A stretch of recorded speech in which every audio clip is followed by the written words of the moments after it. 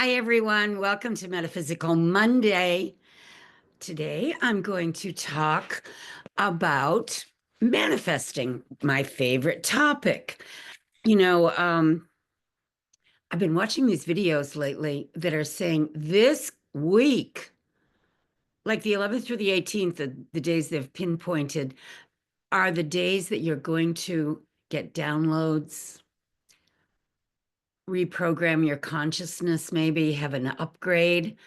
You might even ascend into the fifth dimension if you're fortunate to be awake enough to figure out what's going on.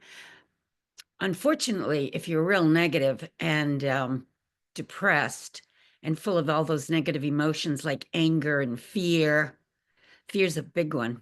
Fear is basically the driving negative emotion that creates all the other negative emotions. Love is the positive emotion that creates all the positive ones like unconditional love, compassion, joy, happiness. But fear creates anger, misery, depression, frustration.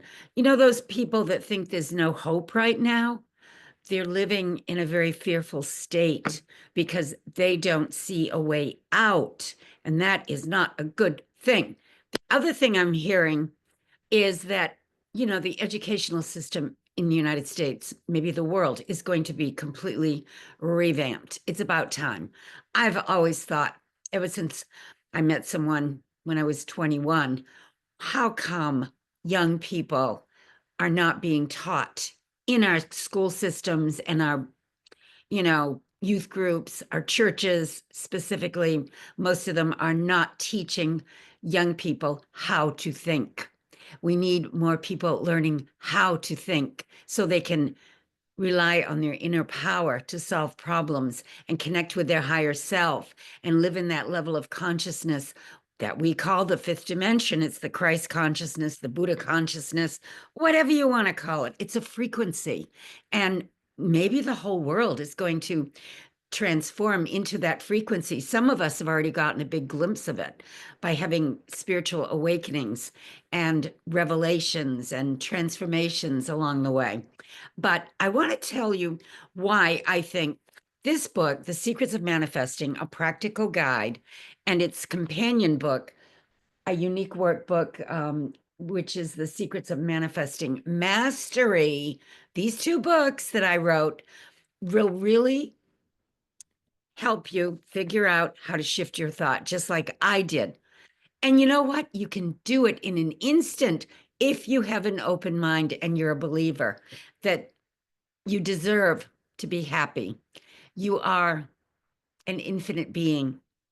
And if you can begin to understand that where you put your intention is what you're manifesting in your life, you'll want to do the inner work because it's so important to put your intentions on what you desire and do things that are helping the planet, not destroying it or creating more misery or wreaking havoc. That is not a good thing. But there's a lot of people still on this planet that I come in contact with that don't get it yet. So there's always room for more growth and more teachers and more inspirational books to come along and help people to figure out how they can do these things. You have to practice. I told you before, when I first learned how to do it, I just wrote down on a card, an index card, in the present tense, what I desired, felt like I'd already gotten it, and it happened. And that gave me a sense, an inner peace that if you can do it in one area, you can transfer it to other areas of your life. But then when I needed a very important physical healing, because I didn't want surgery, I needed to figure out how can we heal our bodies by thinking differently. What's the secret? What's the key? And it was kind of hidden from me. I had to go to a person who was in the business of healing people. And right there, as soon as she told me that perfect health was my birthright, I totally got it. I totally believed it. I just needed someone to give me permission. I give you permission to heal yourself. I give you permission to wake up, because once you wake up, you're never the same. You get rid of that fear, and you're not confused about what to believe, who to believe, because you tap into your inner power, which is intuition, spiritual sense.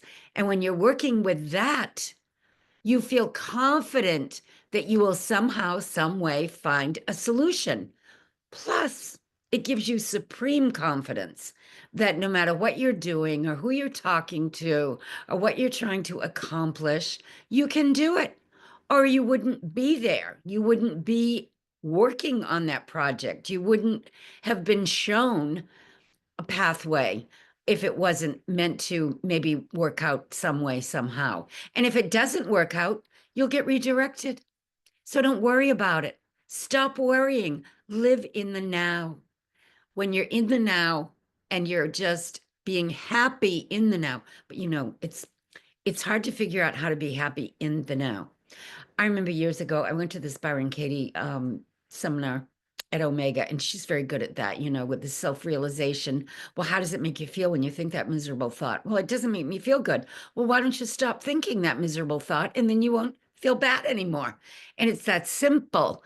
And I walked out of the workshop going, I get it. I get it. It's that simple. But you know what? I was still in a situation because I was married to someone who was not on the same page at all. He had a hidden agenda. This is why a lot of marriages fail. People have hidden agendas, and they're very self-centered sometimes. They're not really into partnership. They'd marry somebody because they want something, like, they got free travel when they marry me. So that was always kind of desirable, even though not everybody's a good traveler. That's another thing I found out from being married 3 times. None of my husbands were really good travelers. But if you like to travel, it's a great way to educate yourself and expand your consciousness, because travel is always very enlightening. Plus, when you shift your thought from being in one place and then going to another place, um, it's a way to free yourself from those blocked, locked in ways of doing the same old routine over and over and over again.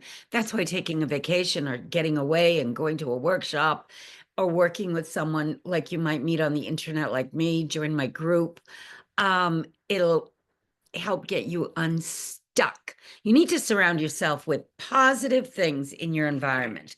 And let me tell you, what they're saying about March 2025, which is what we're in right now, this is major, because I've personally known ever since I was a little girl that big things were going to happen while I was in this lifetime. I could feel it. I've always felt it.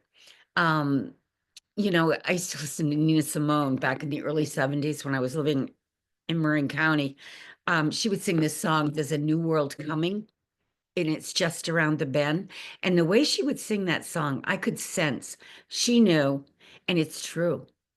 This new world that's full of peace and love and harmony and happiness, it is right around the bend. But we have to go through some chaos to get there, because old things are going to change, disappear, transform, and you have to be flexible and go through the process. One other thing I learned about humans, a lot of them can't stand change. Change drives them crazy. I used to see that all the time. And I like change. I think it's exciting. I think it's fun. It's adventurous. But if you like routine, you like habit, you like to be just safe in your own mind, you set limits on yourself. You have a comfort zone that you don't like to break out of. That's the biggest thing when you're trying to wake yourself up. You have to step out of your comfort zone, because the you that you think you are and the you that you really are might be two very different things. A lot of people don't even know why they came here. That was one of the biggest things I heard over and over and over again when I gave workshops. I'm taking the workshop because I don't know why I'm here on planet Earth and what my purpose is. But once you figure out that you do have a purpose and what it is, and you get a glimpse of it, then you can work in the direction of developing it, working on it. And it gives you a very uplifted way of living because everything starts to make sense and you have synchronicities. You know, these times we're moving into, and it could be this week, they're saying, you know, through the 18th. I also hear the 21st of March is a very big day for the cosmos and the shift in consciousness. So if you start to see a lot of synchronicities, when you think of something, it happens, you see it written down, you get a phone call synchronistically, everything starts to flow. That's a very good sign that you're on the right track. So keep going in that direction. And the more you get signs to move in a certain direction, keep going there. But if you get blocks, redirect yourself, go within and ask your higher self, what am I supposed to do? Or what should I know? I do that every day. And it's your best friend. It'll tell you, or it will show you, or it will point you in the right direction, or something will show up and you'll be happy again. You have to understand that everything eventually passes. This shoe too shall pass.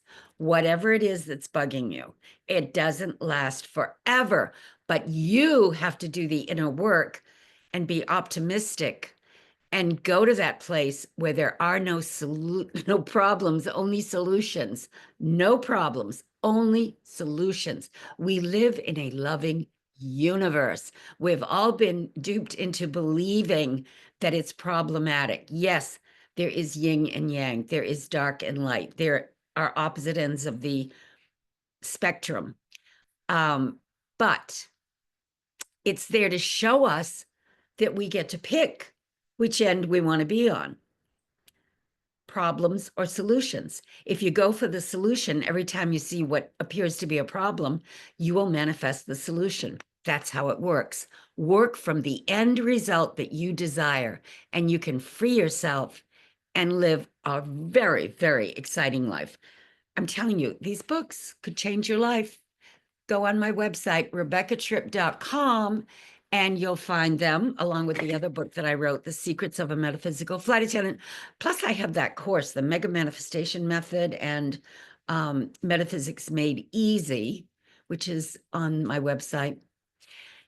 And they have some really, really good information in there to help you achieve the better version of yourself, that inner peace that everyone wants. You don't need to suffer. You can get rid of stress. You can get rid of anxiety, no matter what's going on in your life. There is always a way out.